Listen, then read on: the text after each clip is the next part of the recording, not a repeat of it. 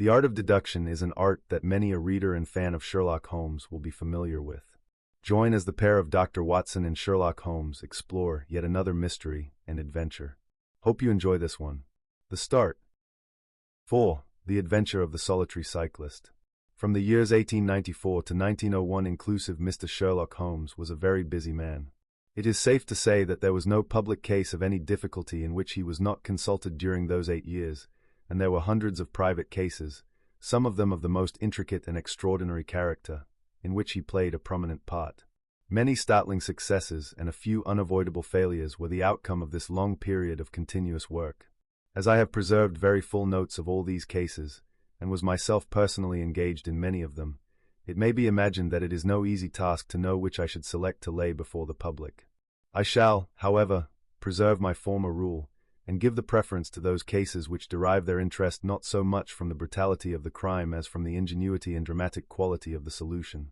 For this reason I will now lay before the reader the facts connected with Miss Violet Smith, the solitary cyclist of Charlington, and the curious sequel of our investigation, which culminated in unexpected tragedy.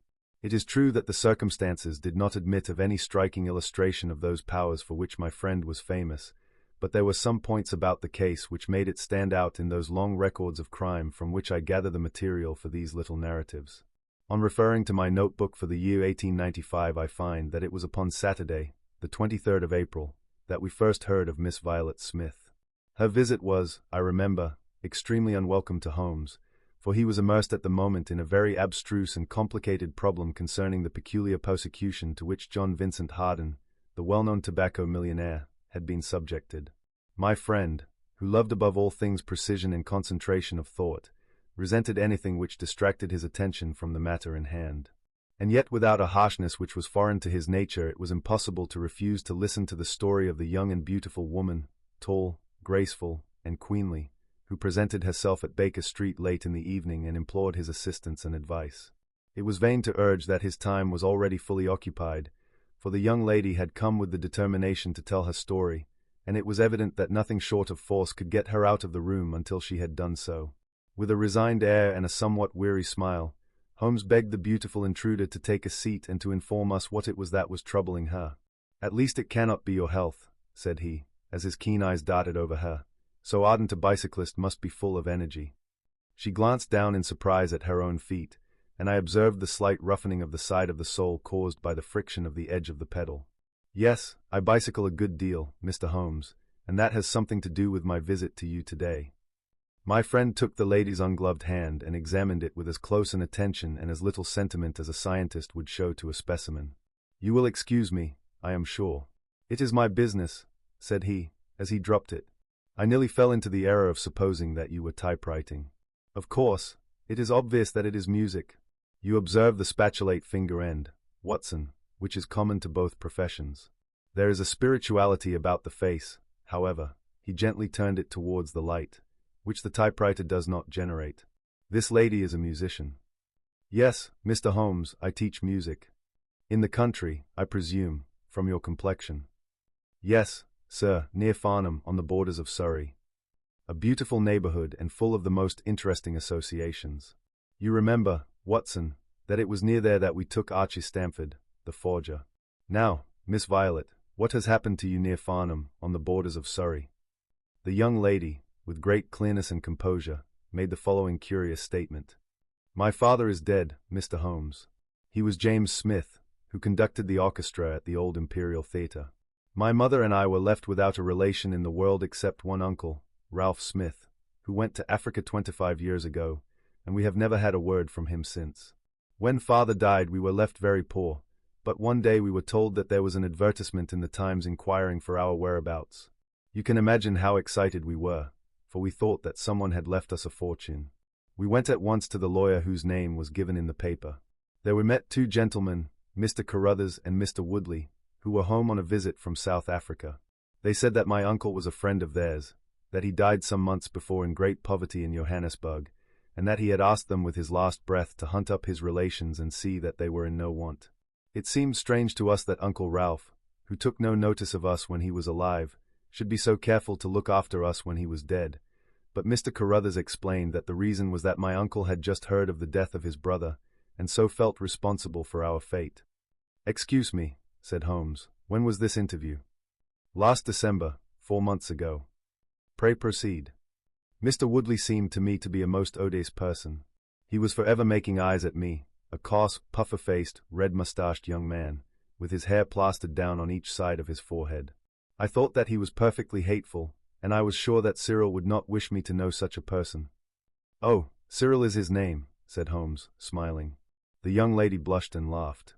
"Yes, Mr. Holmes, Cyril Morton, an electrical engineer, and we hope to be married at the end of the summer." Dear me, how did I get talking about him? What I wished to say was that Mr. Woodley was perfectly odious, but that Mr. Carruthers, who was a much older man, was more agreeable. He was a dark, sallow, clean-shaven, silent person, but he had polite manners and a pleasant smile. He inquired how we were left, and on finding that we were very poor he suggested that I should come and teach music to his only daughter, aged 10. I said that I did not like to leave my mother, on which he suggested that I should go home to her every weekend, and he offered me 100 a year, which was certainly splendid pay. So it ended by my accepting, and I went down to Chiltern Grange, about 6 miles from Farnham. Mr. Carruthers was a widower, but he had engaged a lady housekeeper, a very respectable, elderly person, called Mrs. Dixon, to look after his establishment. The child was a dear, and everything promised well. Mr. Carruthers was very kind and very musical, and we had most pleasant evenings together. Every weekend I went home to my mother in town. The first flaw in my happiness was the arrival of the red-mustached Mr. Woodley. He came for a visit of a week, and oh, it seemed 3 months to me. He was a dreadful person, a bully to everyone else, but to me something infinitely worse. He made odious love to me, boasted of his wealth, said that if I married him I would have the finest diamonds in London, and finally, when I would have nothing to do with him, he seized me in his arms one day after dinner. He was hideously strong, and he swore that he would not let me go until I had kissed him. Mr. Carruthers came in and tore him off from me, on which he turned upon his own host, knocking him down and cutting his face open. That was the end of his visit, as you can imagine. Mr. Carruthers apologized to me next day, and assured me that I should never be exposed to such an insult again. I have not seen Mr. Woodley since. And now, Mr. Holmes, I come at last to the special thing which has caused me to ask your advice today.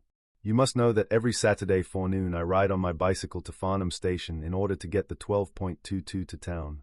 The road from Chiltern Grange is a lonely one, and at one spot it is particularly so, for it lies for over a mile between Charlington Heath upon one side and the woods which lie round Charlington Hall upon the other.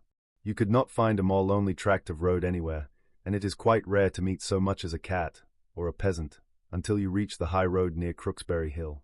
2 weeks ago I was passing this place when I chanced to look back over my shoulder, and about 200 yards behind me I saw a man, also on a bicycle.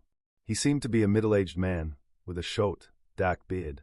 I looked back before I reached Farnham, but the man was gone, so I thought no more about it. But you can imagine how surprised I was, Mr. Holmes, when on my return on the Monday I saw the same man on the same stretch of road. My astonishment was increased when the incident occurred again, exactly as before, on the following Saturday and Monday. He always kept his distance and did not molest me in any way, but still it certainly was very odd.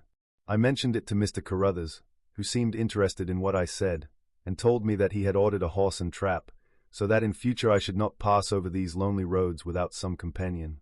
The horse and trap were to have come this week, but for some reason they were not delivered, and again I had to cycle to the station. That was this morning. You can think that I looked out when I came to Charlington Heath, and there, sure enough, was the man, exactly as he had been the 2 weeks before. He always kept so far from me that I could not clearly see his face, but it was certainly someone whom I did not know. He was dressed in a dark suit with a cloth cap. The only thing about his face that I could clearly see was his dark beard. Today I was not alarmed, but I was filled with curiosity, and I determined to find out who he was and what he wanted. I slowed down my machine, but he slowed down his. Then I stopped altogether, but he stopped also. Then I laid a trap for him. There is a sharp turning of the road, and I pedaled very quickly round this, and then I stopped and waited. I expected him to shoot round and pass me before he could stop. But he never appeared. Then I went back and looked round the corner. I could see a mile of road, but he was not on it. To make it the more extraordinary, there was no side road at this point down which he could have gone. Holmes chuckled and rubbed his hands. "This case certainly presents some features of its own," said he. How much time elapsed between your turning the corner and your discovery that the road was clear? 2 or 3 minutes. Then he could not have retreated down the road, and you say that there are no side roads? None. Then he certainly took a footpath on one side or the other. It could not have been on the side of the heath, or I should have seen him. So by the process of exclusion we arrive at the fact that he made his way towards Charlington Hall, which, as I understand, is situated in its own grounds on one side of the road. Anything else? Nothing, Mr. Holmes, save that I was so perplexed that I felt I should not be happy until I had seen you and had your advice. Holmes sat in silence for some little time. Where is the gentleman to whom you are engaged? He asked, at last. He is in the Midland Electrical Company, at Coventry. He would not pay you a surprise visit. Oh, Mr. Holmes, as if I should not know him. Have you had any other admirers? Several before I knew Cyril. And since? There was this dreadful man, Woodley, if you can call him an admirer. No one else. Our fair client seemed a little confused. Who was he? Asked Holmes. Oh, it may be a mere fancy of mine, but it has seemed to me sometimes that my employer, Mr. Carruthers, takes a great deal of interest in me. We are thrown rather together. I play his accompaniments in the evening. He has never said anything. He is a perfect gentleman. But a girl always knows. Ha! Holmes looked grave. What does he do for a living? He is a rich man. No carriages or horses. Well, at least he is fairly well-to-do. But he goes into the city 2 or 3 times a week. He is deeply interested in South African gold shares. You will let me know any fresh development, Miss Smith. I am very busy just now, but I will find time to make some inquiries into your case. In the meantime, take no step without letting me know. Goodbye, and I trust that we shall have nothing but good news from you. It is part of the settled order of nature that such a girl should have followers, said Holmes, as he pulled at his meditative pipe, but for choice not on bicycles in lonely country roads. Some secretive lover, beyond all doubt. But there are curious and suggestive details about the case, Watson. That he should appear only at that point. Exactly. Our first effort must be to find who are the tenants of Charlington Hall. Then, again, how about the connection between Carruthers and Woodley, since they appear to be men of such a different type? How came they both to be so keen upon looking up Ralph Smith's relations? One more point. What sort of a menage is it which pays double the market price for a governess, but does not keep a horse although 6 miles from the station? Odd, Watson, very odd. You will go down. No, my dear fellow, you will go down. This may be some trifling intrigue, and I cannot break my other important research for the sake of it. On Monday you will arrive early at Farnham. You will conceal yourself near Charlington Heath. You will observe these facts for yourself, and act as your own judgment advises. Then, having inquired as to the occupants of the hall, you will come back to me and report. And now, Watson, not another word of the matter until we have a few solid stepping stones on which we may hope to get across to our solution.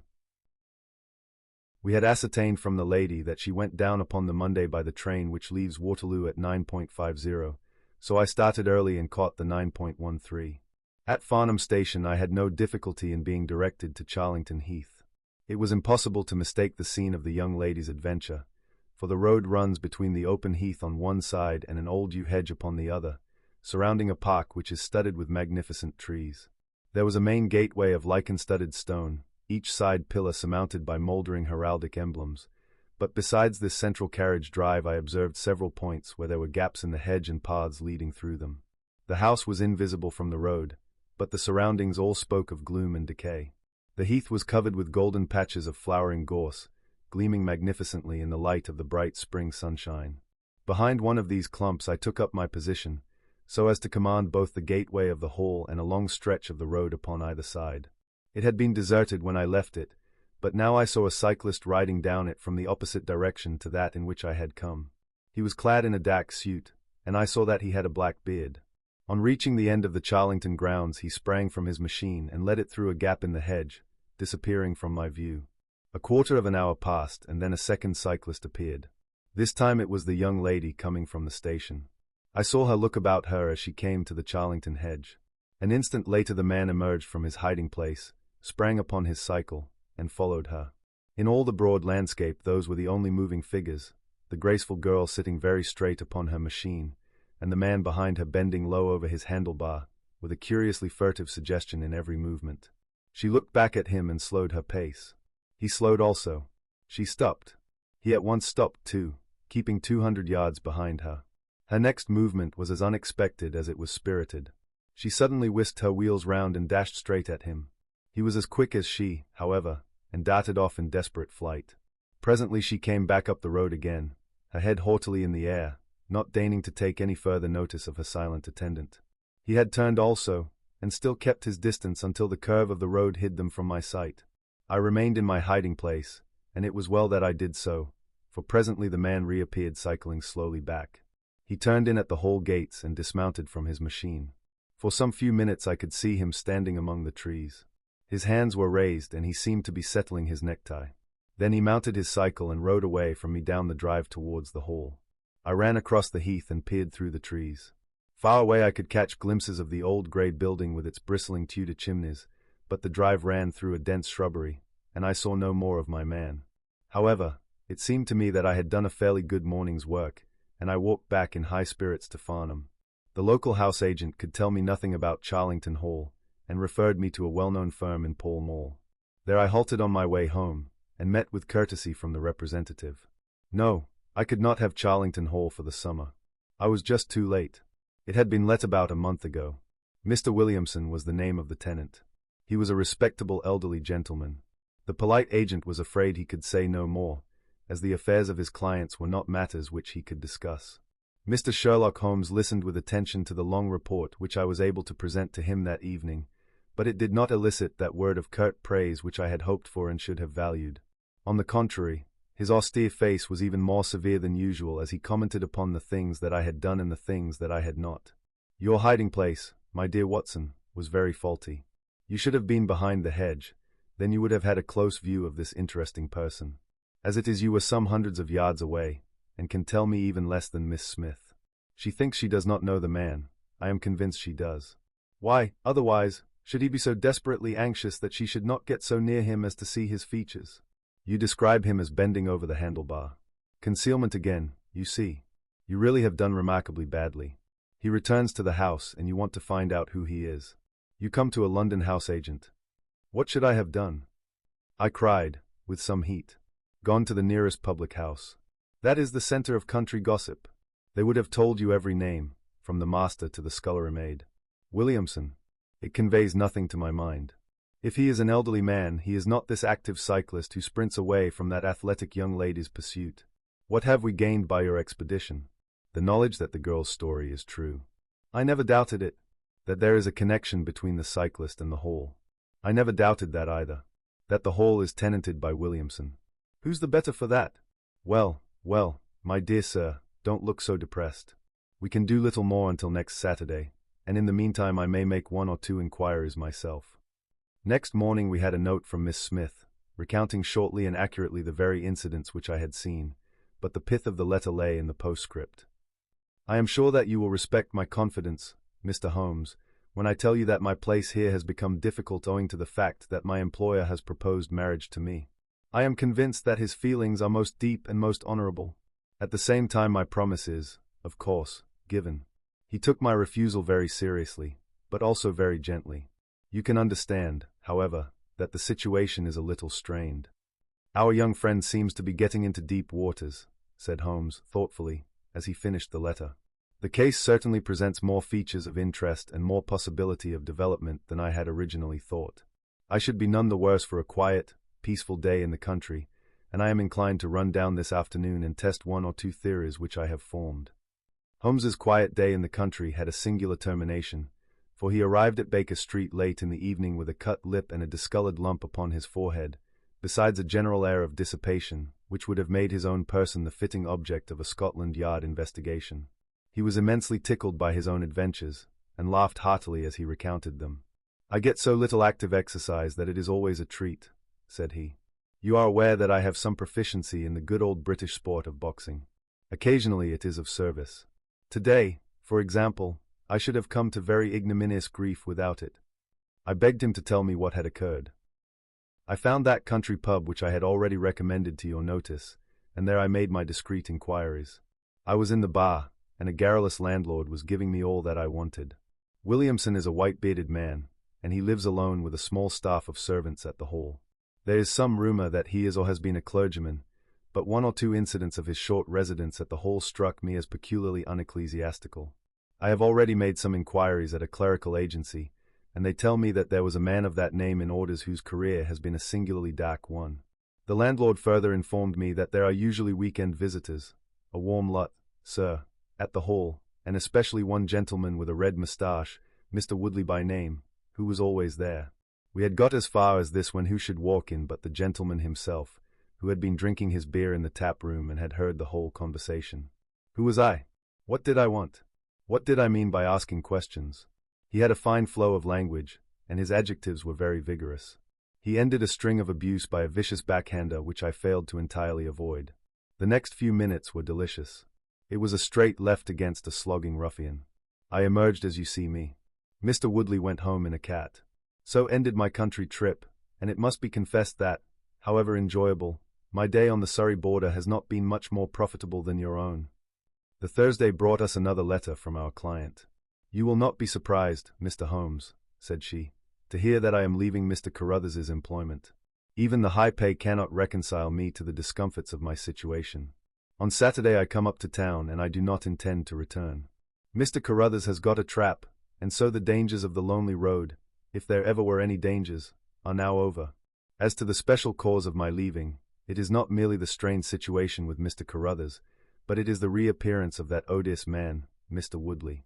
He was always hideous, but he looks more awful than ever now, for he appears to have had an accident and he is much disfigured.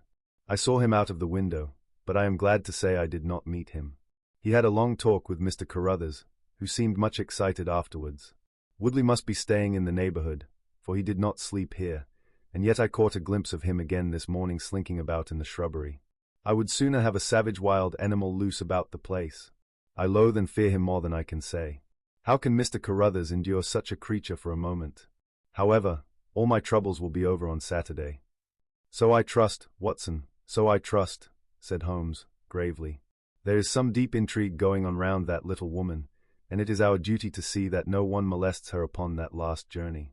I think, Watson, that we must spare time to run down together on Saturday morning, and make sure that this curious and inconclusive investigation has no untoward ending.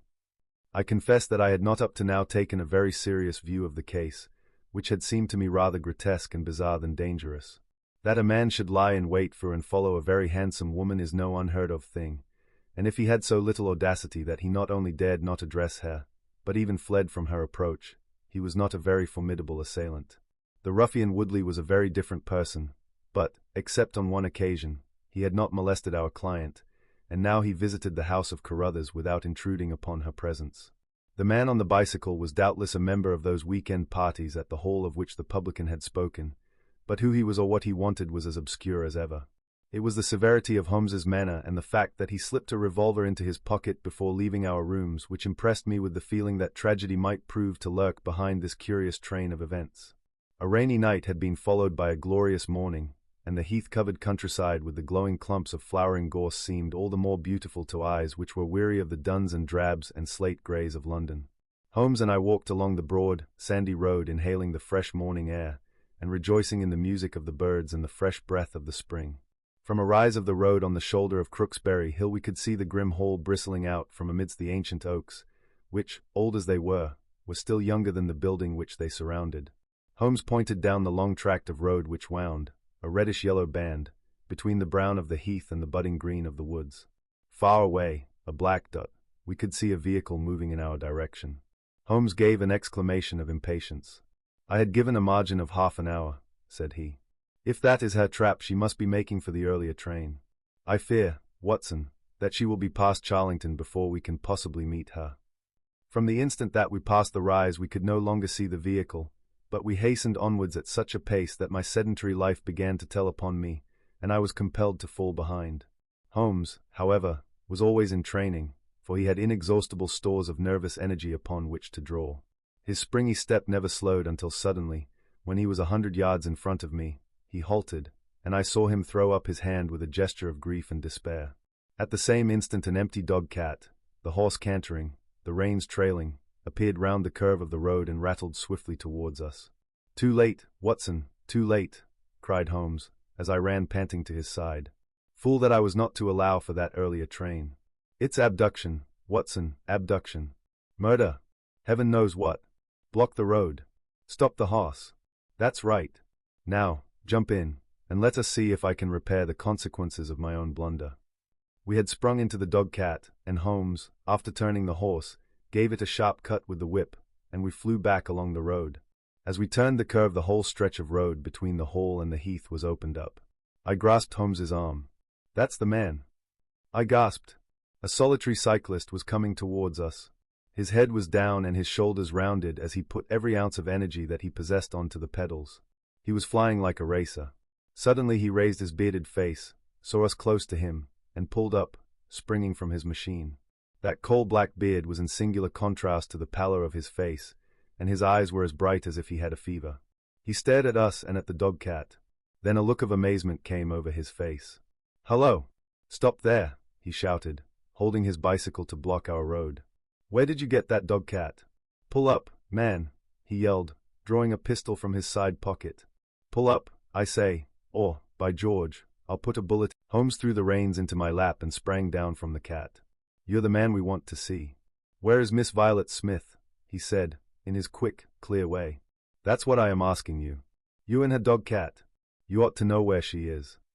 We met the dog-cart on the road. There was no one in it. We drove back to help the young lady. "Good Lord! Good Lord! What shall I do?" cried the stranger, in an ecstasy of despair. "They've got her, that hellhound Woodley and the blackguard parson. Come, man, come, if you really are her friend. Stand by me and we'll save her, if I have to leave my carcass in Charlington Wood." He ran distractedly, his pistol in his hand, towards a gap in the hedge. Holmes followed him, and I, leaving the horse grazing beside the road, followed Holmes. "This is where they came through," said he, pointing to the marks of several feet upon the muddy path. "Hello! Stop a minute. Who's this in the bush?" It was a young fellow about 17, dressed like an ostler, with leather cords and gaiters. He lay upon his back, his knees drawn up, a terrible cut upon his head. He was insensible, but alive. A glance at his wound told me that it had not penetrated the bone. "That's Peter, the groom," cried the stranger. "He drove her. The beasts have pulled him off and clubbed him. Let him lie, we can't do him any good, but we may save her from the worst fate that can befall a woman." We ran frantically down the path, which wound among the trees. We had reached the shrubbery which surrounded the house when Holmes pulled up. They didn't go to the house. "Here are their marks on the left, here, beside the laurel bushes." "Ah, I said so." As he spoke, a woman's shrill scream, a scream which vibrated with a frenzy of horror, burst from the thick green clump of bushes in front of us. It ended suddenly on its highest note with a choke and a gurgle. "This way! This way! They are in the bowling alley," cried the stranger, darting through the bushes. "Ah, the cowardly dogs! Follow me, gentlemen. Too late! Too late! By the living Jingo!" We had broken suddenly into a lovely glade of greensward surrounded by ancient trees.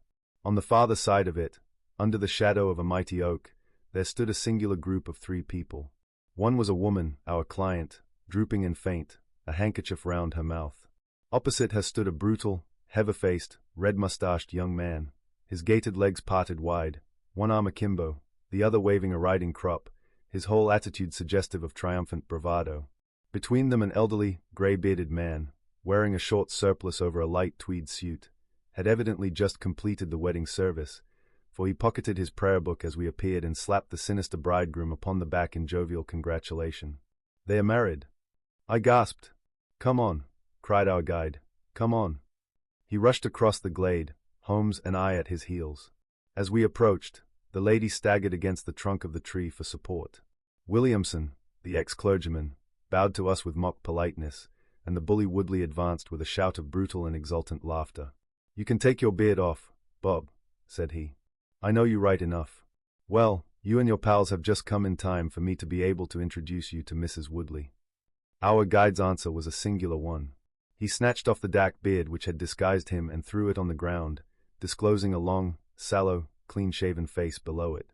Then he raised his revolver and covered the young ruffian, who was advancing upon him with his dangerous riding crop swinging in his hand.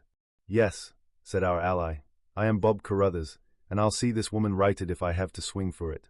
I told you what I'd do if you molested her, and, by the Lord, I'll be as good as my word. You're too late. She's my wife. No, she's your widow. His revolver cracked, and I saw the blood spurt from the front of Woodley's waistcoat. He spun round with a scream and fell upon his back, his hideous red face turning suddenly to a dreadful mottled pallor. The old man, still clad in his surplice, burst into such a string of foul oaths as I have never heard, and pulled out a revolver of his own, but before he could raise it he was looking down the barrel of Holmes's weapon. "Enough of this," said my friend, coldly. "Drop that pistol. Watson, pick it up. Hold it to his head. Thank you. You, Carruthers, give me that revolver. We'll have no more violence. Come, hand it over. Who are you, then?" "My name is Sherlock Holmes." "Good Lord. You have heard of me, I see. I will represent the official police until their arrival. Here, you," he shouted to a frightened groom who had appeared at the edge of the glade. "Come here. Take this note as hard as you can ride to Farnham." He scribbled a few words upon a leaf from his notebook. "Give it to the superintendent at the police station. Until he comes I must detain you all under my personal custody." The strong, masterful personality of Holmes dominated the tragic scene, and all were equally puppets in his hands. Williamson and Carruthers found themselves carrying the wounded Woodley into the house, and I gave my arm to the frightened girl. The injured man was laid on his bed, and at Holmes's request I examined him. I carried my report to where he sat in the old tapestry-hung dining room with his 2 prisoners before him. "He will live," said I. "What?" cried Carruthers, springing out of his chair. "I'll go upstairs and finish him first. Do you tell me that that girl, that angel, is to be tied to Roaring Jack Woodley for life?" "You need not concern yourself about that," said Holmes. "There are 2 very good reasons why she should under no circumstances be his wife. In the first place, we are very safe in questioning Mr. Williamson's right to solemnize a marriage." "I have been ordained," cried the old rascal, "and also unfrocked. Once a clergyman, always a clergyman." "I think not. How about the license?" "We had a license for the marriage." "I have it here in my pocket." "Then you got it by a trick. But in any case a forced marriage is no marriage, but it is a very serious felony, as you will discover before you have finished. You'll have time to think the point out during the next 10 years or so, unless I am mistaken.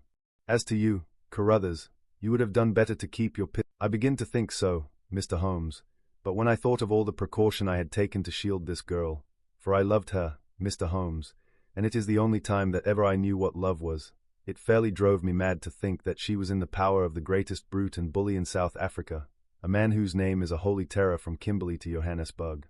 Why, Mr. Holmes, you'll hardly believe it, but ever since that girl has been in my employment I never once let her go past this house, where I knew these rascals were lurking, without following her on my bicycle just to see that she came to no harm.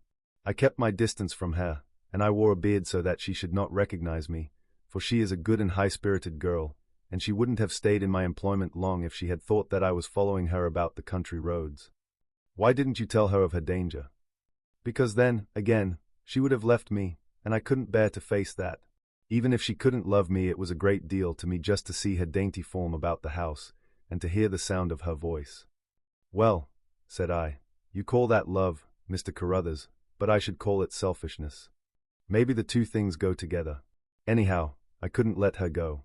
Besides, with this crowd about, it was well that she should have someone near to look after her. Then when the cable came I knew they were bound to make a move." "What cable?" Carruthers took a telegram from his pocket. "That's it," said he. It was short and concise. "The old man is dead." "Hum," said Holmes. "I think I see how things worked, and I can understand how this message would, as you say, bring them to a head. But while we wait you might tell me what you can." The old reprobate with the surplice burst into a volley of bad language. "By heaven," said he, "if you squeal on us, Bob Carruthers, I'll serve you as you served Jack Woodley. You can bleat about the girl to your heart's content, for that's your own affair, but if you round on your pals to this plainclothes copper it will be the worst day's work that ever you did." "Your reverence need not be excited," said Holmes, lighting a cigarette. "The case is clear enough against you, and all I ask is a few details for my private curiosity.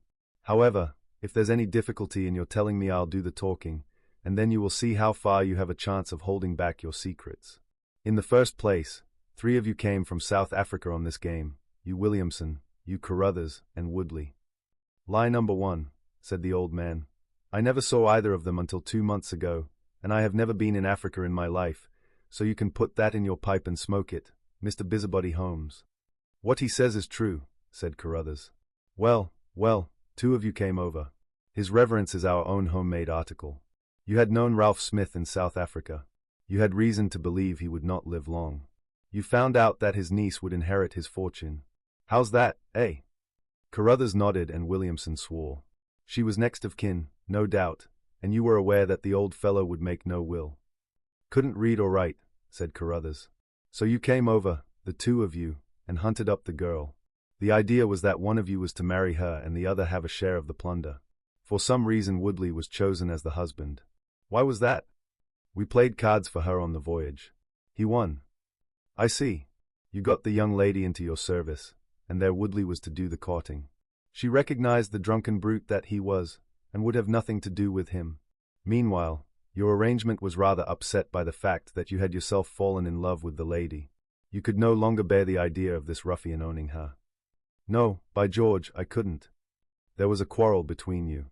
He left you in a rage, and began to make his own plans independently of you." "It strikes me, Williamson, there isn't very much that we can tell this gentleman," cried Carruthers, with a bitter laugh. "Yes, we quarreled, and he knocked me down. I am level with him on that, anyhow. Then I lost sight of him.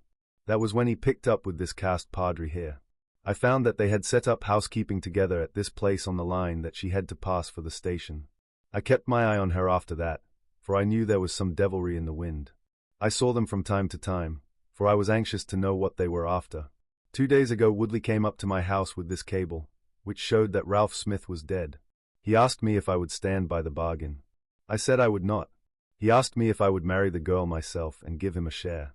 I said I would willingly do so, but that she would not have me. He said, 'Let us get her married first, and after a week or 2 she may see things a bit different.' I said I would have nothing to do with violence. So he went off cursing, like the foul-mouthed blackguard that he was, and swearing that he would have her yet. She was leaving me this weekend, and I had got a trap to take her to the station, but I was so uneasy in my mind that I followed her on my bicycle. She had got a start, however, and before I could catch her the mischief was done. The first thing I knew about it was when I saw you 2 gentlemen driving back in her dog-cart." Holmes rose and tossed the end of his cigarette into the grate. "I have been very obtuse, Watson," said he. "When in your report you said that you had seen the cyclist as you thought arrange his necktie in the shrubbery, that alone should have told me all. However, we may congratulate ourselves upon a curious and in some respects a unique case. I perceive 3 of the county constabulary in the drive, and I am glad to see that the little ostler is able to keep pace with them, so it is likely that neither he nor the interesting bridegroom will be permanently damaged by their morning's adventures. I think, Watson, that in your medical capacity you might wait upon Miss Smith and tell her that if she is sufficiently recovered we shall be happy to escort her to her mother's home. If she is not quite convalescent you will find that a hint that we were about to telegraph to a young electrician in the Midlands would probably complete the cure. As to you, Mr. Carruthers, I think that you have done what you could to make amends for your share in an evil plot. There is my card, sir, and if my evidence can be of help to you in your trial it shall be at your disposal." In the whirl of our incessant activity it has often been difficult for me, as the reader has probably observed, to round off my narratives, and to give those final details which the curious might expect. Each case has been the prelude to another, and the crisis once over the actors have passed forever out of our busy lives. I find, however, a short note at the end of my manuscripts dealing with this case, in which I have put it upon record that Miss Violet Smith did indeed inherit a large fortune, and that she is now the wife of Cyril Morton, the senior partner of Morton and Kennedy, the famous Westminster electricians. Williamson and Woodley were both tried for abduction and assault, the former getting 7 years and the latter 10. Of the fate of Carruthers I have no record, but I am sure that his assault was not viewed very gravely by the court, since Woodley had the reputation of being a most dangerous ruffian, and I think that a few months were sufficient to satisfy the demands of justice.